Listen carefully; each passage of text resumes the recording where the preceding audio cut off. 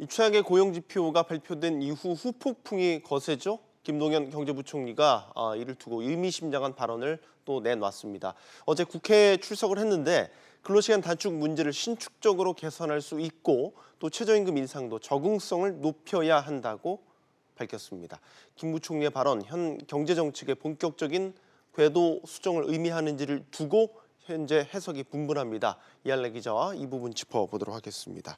자, 김 부총리의 발언, 일단 어떤 맥락에서 나오게 된 건가요? 네, 어제 국회 기획재정위원회 전체 회의에 참석한 김동연 경제부총리는 현재 소득주도 성장 정책이 성공하고 있냐라는 질문에 시간이 걸릴 것이라며 단시간 내에 의도한 성과가 나기 쉽지 않은 구조라고 설명했는데요. 함께 들어보시죠.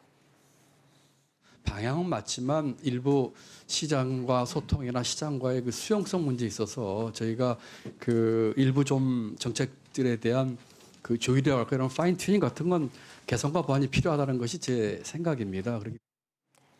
네, 이어서 근로시간 단축의 신축성과 최저임금의 적응성을 높이는 방안을 논의하고 모색해야 한다고 말했는데요.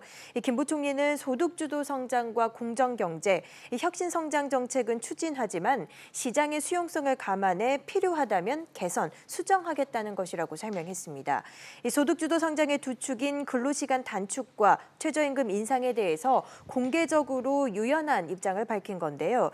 그런데 청와대 고위 관계자도 어제 기자들과 만난 자리에서 소득주도 성장이라는 말에 엉매이지 않겠다고 언급했습니다. 이 소득주도라는 용어에 얽매일 것이 아니라 정책을 이루고자 하는 양극화 해소 등 정책 목표에 집중해달라는 의미로 해석이 되는데 그간 청와대와 여당이 유지해왔던 입장에 분명 태도 변화가 있는 것으로 읽힙니다. 네, 청와대 내에서도 이런 목소리가 나왔다면 정부가 경제정책 기조를 바꾼 것으로 해석할 수 있겠습니까? 아직까지는 그 부분을 놓고 해석이 분분한데요. 네. 여전히 청와대와 여당의 공식 입장은 소득주도 성장 기조에는 흔들림이 없다는 겁니다. 조금 전 언급한 이 청와대 고위 관계자도 자신의 발언이 정부 정책 변경이라는 의미로 해석이 되자 소득주도 성장의 변경을 말한 것이 아니라고 강조했는데요. 이 때문에 궤도 수정보다는 정부가 유연하게 대응한다는 전제하에 일부 속도 조절책들이 논의될 가능성에 상당히 무게가 실리고 있습니다. 김 부총리는 근로시간 단축을 우선순위로 꼽았는데요.